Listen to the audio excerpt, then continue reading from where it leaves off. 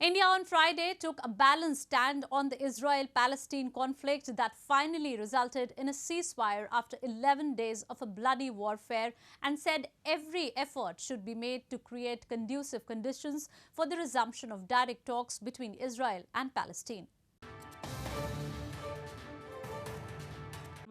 India's permanent representative to the United Nations Ambassador T.S. Tirumurti on Friday underlined that every effort should be made to create conducive conditions for the resumption of direct talks between Israel and Palestine, emphasizing that meaningful negotiations will go a long way in establishing lasting peace and stability in the region. Speaking at the UN General Assembly meeting on the situation in the Middle East and the Palestine, India took a balanced stand on the Israel-Palestine conflict that finally resulted in a ceasefire after 11 days of a bloody warfare.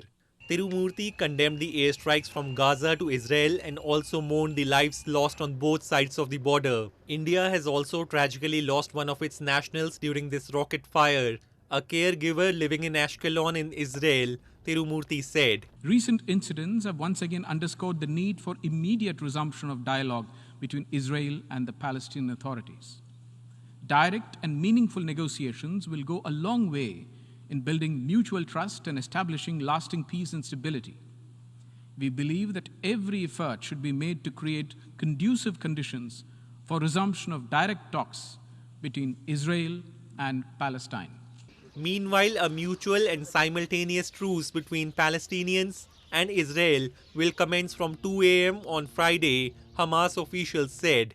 Israeli Prime Minister Benjamin Netanyahu's office revealed that the country's security cabinet approved the Egypt-brokered ceasefire in the Gaza Strip.